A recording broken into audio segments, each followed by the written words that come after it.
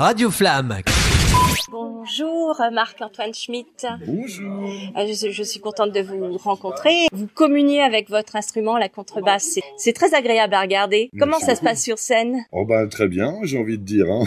Non mais c'est vrai que j'ai toujours adoré la scène. C'est toujours quelque chose qui m'a beaucoup stimulé déjà petit. J'étais très remuant et je pense que j'ai un petit peu gardé ça de l'enfance.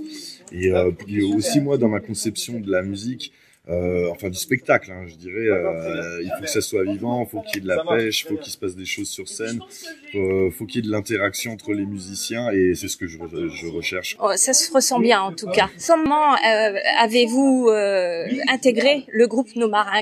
Que s'est-il passé? Qui est venu vous chercher? Avant que ce projet existe, il y a quelques années, Paul D'Amour et moi on jouait dans un groupe qui s'appelle Les Garçons Trottoirs, qui existe toujours. C'est d'ailleurs un groupe qu'il avait fondé.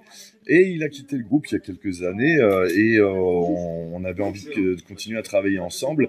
Et c'est lui qui m'a permis d'avoir cette occasion parce qu'en fait, il a monté une société de production qui s'appelle Neno et Tala, qui produit des livres disques et notamment la collection No. C'est-à-dire qu'ils choisissent une thématique et autour de cette thématique, ils vont rencontrer des gens. Donc ça peut être en prison, en milieu carcéral. Ils ont écrit un album avec les prisonniers. Il a aussi écrit un album avec les EHPAD.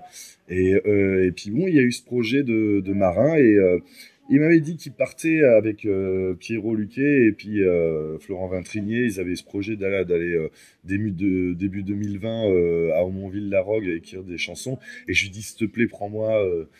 J'ai trop envie de venir écrire avec vous. Et puis finalement, j'ai pas pu les rejoindre. Ça s'est quand même fait, c'est-à-dire que Paul m'a sollicité en me disant, écoute, c'est pas grave, t'as pas été là pour l'écriture, mais on a besoin de toi pour l'enregistrement et puis aussi nous aider à arranger les chansons. Puis j'ai la chance de participer à ce superbe projet. Et vous êtes aussi arrangeur, donc... Au même titre que les autres musiciens du vous groupe. savez tout faire. On est tous... Des musiciens, des compositeurs, des paroliers. De toute manière, on est obligé, quand on écrit des chansons comme ça, à un moment donné, il y a une phase où avec son instrument, on va devoir créer, on va devoir faire une proposition musicale pour s'intégrer à ce qui a déjà été fait ou ce qu'il y a à faire. Donc à partir du moment où vous jouez votre partie, vous devenez arrangeur du titre aussi. Puis après aussi, il y a la phase où on se met d'accord ensemble. Ah oui, tiens, on met 2 refrains. Non, on n'en met qu'un seul. Tiens, ce serait bien qu'on rajoute un pont. Comment on peut boucler la chanson pour qu'elle soit un peu plus longue et pas trop courte? C'est des choses après aussi qu'on fait à l'étape du live, hein, c'est-à-dire du spectacle. C'est-à-dire qu'on a encore réarrangé les chansons par rapport à leur forme qui se trouve sur le CD. Merci beaucoup. Avec grand plaisir. Marc-Antoine, merci. Radio Flamme.